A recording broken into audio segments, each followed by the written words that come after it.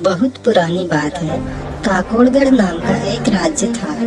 वहाँ का राजा रघुवीर सिंह बड़ा ही शूरवीर एवं परम प्रतापी था और अपनी प्रजा के हर सुख दुख का ध्यान रखता था।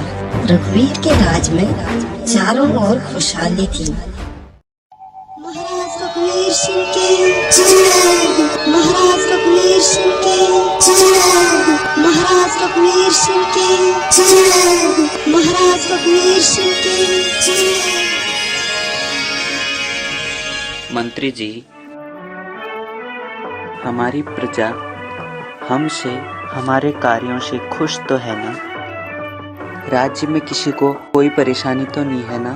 महाराज, जिस राज्य का राजा आप जैसा परम प्रतापी और न्यायप्रिय हो, उस राज्य की प्रजा को क्या परेशानी हो सकती है?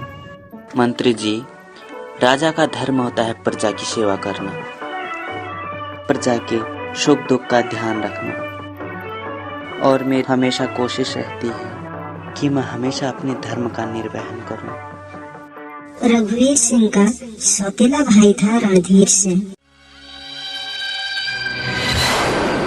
जो बहुत अत्याचारी एवं हिंसक प्रवृत्ति का था।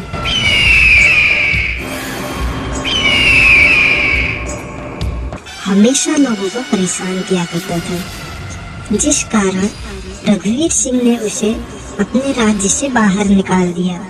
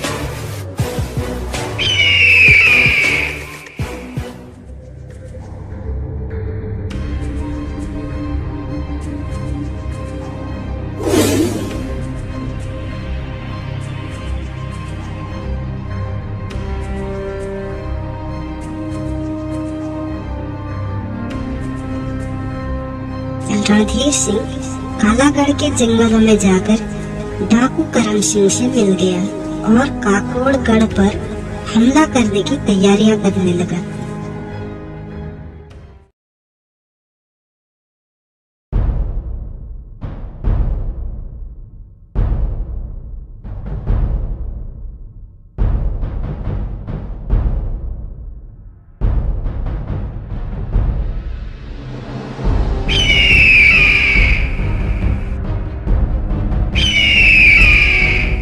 काकोड़गढ़ कब तक बचेगा मुझसे? पूरे राज्य को मिट्टी में मिला दूंगा।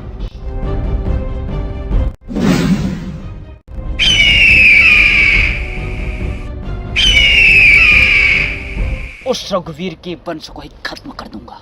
परंतु मित्र, उस रघुवीर को हराना इतना आसान नहीं होगा। हमें उसकी कमजोरी ढूंढनी पड़ेगी। तुम ठीक कहते हो करम सिंह, हमें बल से नहीं बुद्धि से काम लेना होगा। रघुवीर सिंह की पत्नी दुर्गेश्वरी रूपवती, गुणवती और कुशल राजनीतिज्ञ थी। महाराज, मैंने सुना कि आज दरबार में माधवपुर के महाराज शौर्यवीर सिंह का संधि प्रस्ताव आया था और आपने उसे ठुकरा दिया। हाँ महारानी, वो शौर्यवीर के विश्वास के काबिल नहीं है। 3 बार हमसे युद्ध में हार चुका है और वैसे भी मुझे लगता है वो संधि प्रस्ताव उसकी कोई नई चाल है मुझे हराने की। परंतु महाराज, ऐसा भी तो हो सकता है वह सचमुच आपसे संधि चाहता हो। नहीं महारानी, नहीं, ये संभव नहीं है। खैर छोड़ो, आप हमें ये बताओ, हमारे पुत्र युवराज देवजीत कहाँ हैं? आपके पुत्र हैं महाराज, युद्ध अभ्यास करने गए होंगे। महारानी, अब तो बस युवराज देवजीत को राजपाट सौंपकर वानप्रस्थ आश्रम की इच्छा है। मुझे भी इसी दिन का इंतजार है महाराज। परंतु क्या महारानी? परंतु महाराज, युवराज अभी बालक हैं और आपके शत्रु हमेशा से आपका राज्य हड़पना चाहते हैं। ऐसी स्थिति में युवराज के ऊपर ये बोझ डालना उचित नहीं होगा। हाँ महारानी, तुम ठीक कहे।